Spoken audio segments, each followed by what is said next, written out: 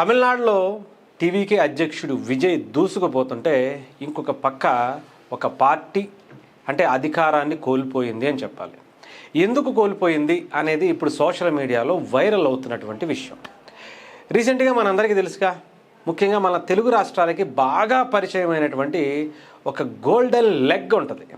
ఆ golden leg గతంలో చంద్రబాబు నాయుడు గారి దగ్గరికి వెళ్తే పాపం అలిపిరిలో బ్లాస్ట్ అయింది.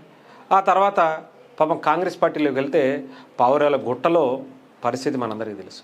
ఆ తర్వాత మళ్ళీ వైఎస్ఆర్సీపీ పార్టీకి వెళ్తే పాపం 16 నెలలు జైలు జీవితం అనుభవించి వచ్చినటువంటి పరిస్థితి కనిపించింది. ఆ తర్వాత మళ్ళీ గోల్డెన్ లెగ్ అనేటువంటి పేరు సంపాదించుకున్నారు. ఓకే, అది పోయింది అని అనుకుంటే సక్సెస్ఫుల్గా అక్కడ ఎవరినైతే టచ్ చేస్తే వాళ్ళ పరిస్థితి ఏమవుద్దో ఇప్పుడు తమిళనాడు ఎలక్షన్స్లో డిఎంకే పార్టీ పరిస్థితి కూడా అదే ఉంది.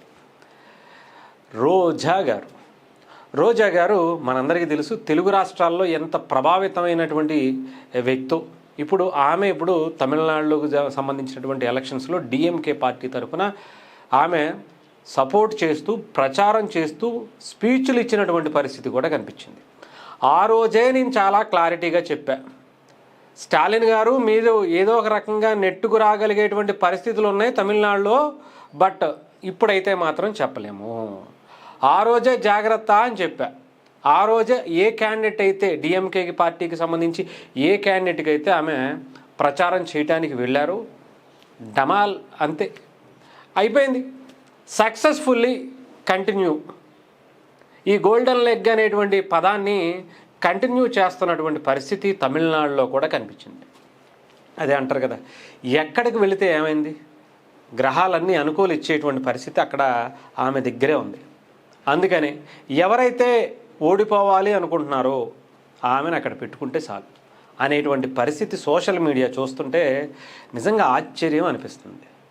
నిజంగా ఆ రోజు కూడా నేను ఎలక్షన్స్ ప్రచారం చేసినప్పుడు రోజా గారు అక్కడికి వెళ్ళారా, అయ్యిందా, ఇంకేమన్నా ఉందా, ఇంకా జాగ్రత్త అండి బాబు స్టాలిన్ గారు, లేదంటే ఉదయనిధి స్టాలిన్, మీరు ఏదో కాస్తో కోస్తో నెగ్గుకొస్తాము, కనీసం అధికారాన్ని నిలబెట్టుకుంటామని మాత్రం కనిపిస్తున్నాయి అన్ని సర్వేలు, బట్ ఈసారి మాత్రం చెప్పలేము సార్ అని అనిపించుకునేలా ఉంది. ఆమెను ఎవరు తీసుకొచ్చారు ఏంటి అనేది నాకైతే తెలియదు, కానీ అయిపోయింది సార్. ఆ వ్యక్తి ఎవరో తీసుకొచ్చి మీ పార్టీకి సంబంధించి జాగ్రత్తగా సన్మానం చేసి ఆయనకి ఏం కావాలో అవి ఇచ్చి పంపించేయండి.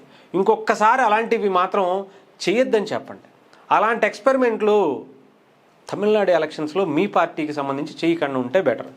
ఎవరైనా సరే ఇంకా సాహసం చేయరనుకోండి మ్యాక్సిమం నాకు తెలిసి, బట్ మొత్తానికి సక్సెస్ఫుల్ అయ్యారు. రోజా గారు ఇచ్చిన మాటని అక్కడ నెరవేర్చి వచ్చారు అనటానికి డిఎంకే ఇప్పుడు ఒక ఉదాహరణగా వాళ్ళ అపజయాన్ని, ఆఖరికి సీఎం కూడా ఓడిపోవడం ఏంటండి చూడండి. అసలు CM Udhayanidhi Stalin, deputy CM అందరూ ఓడిపోయారంట. ఏకంగా పార్టీ వెళ్ళిపోయింది, ఆయన వెళ్ళిపోయాడు. పార్టీ పరిస్థితి అగమ్య గోచరంగా అయిపోయిందంటే బాబా ఏ రేంజ్లో లెగ్ అంటే మామూలు లెగ్ కదండి బాబు.